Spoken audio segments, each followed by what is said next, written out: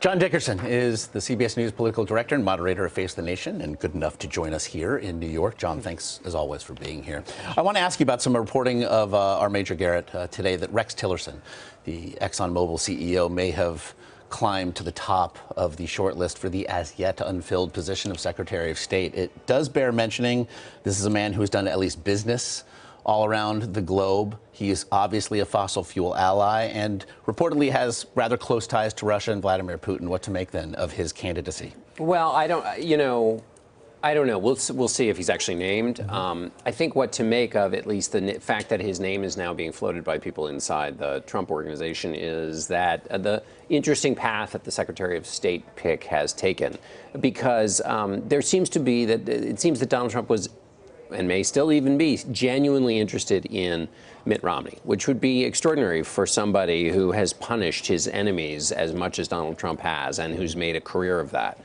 And also the interesting thing that we've watched, which is the different forces within Trump world making the case against Romney and then those making the case for him. We're seeing in this pick a lot of the topography of Trump world. You've got Reince Priebus kind of arguing for Mitt Romney, arguing that you should be looking forward and not back. Kellyanne Conway saying it would be disastrous because it would be an affront to the grassroots that had elected Donald Trump. You can imagine that argument playing out again and again and again over the course of his administration. And so the fact that Trump is still looking for new people to perhaps slot into that suggests that it's an unresolved issue, obviously, A. But B, when Donald Trump talked about Mitt Romney, he talked about how he looked the job and I think that is really something that's on his mind. Central casting, central casting, yes. He talked about that a lot in all of the meetings that he had and talked to people about that post. So I think it's fascinating what it tells us about Donald Trump more than what it tells us about the person who ultimately gets the job. The Pew Research Center released some numbers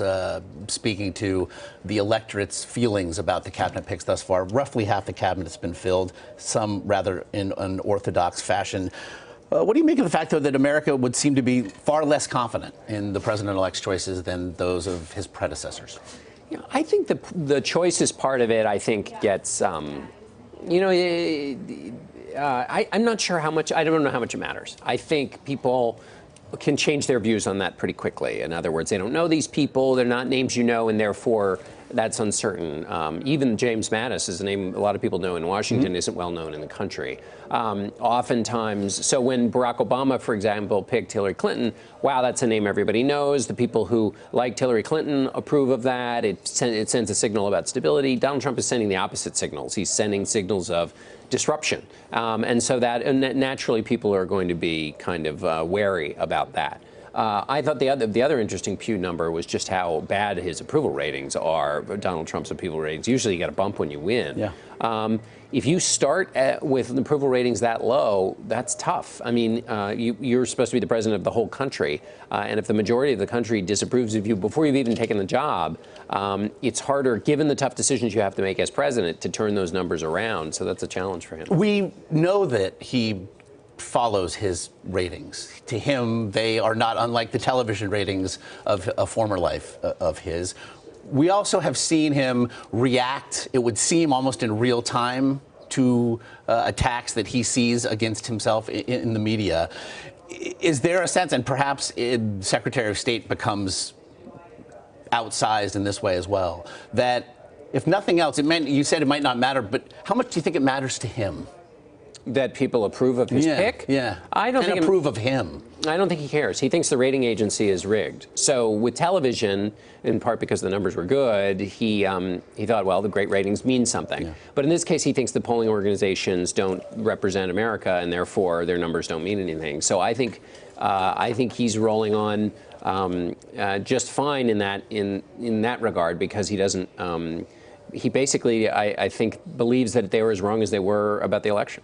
I want to get you out of here on this one. A very big thing yesterday, the passing of Senator John Glenn, by any measure, a national hero for so many reasons. But really, later in life, this huge chapter as a lawmaker that perhaps many outside the state of Ohio are not quite familiar with. What sort of figure was he on Capitol Hill? Well, on Capitol Hill, he was the kind of figure, I mean, I'm trying to think of that now. We have John McCain, who has that, just one of these, even bigger than a senator, you know, had a, being a senator, there's a pretty big deal, and they're all have a sense of themselves. But John Glenn he was sort of a walking statue, and so, but didn't behave that way, you know, was not, he sort of was, what he was a quiet American hero, who was not only quiet in the way he behaved, but also had all of those attributes that parents used to teach their kids, which was do the right thing when no one's looking,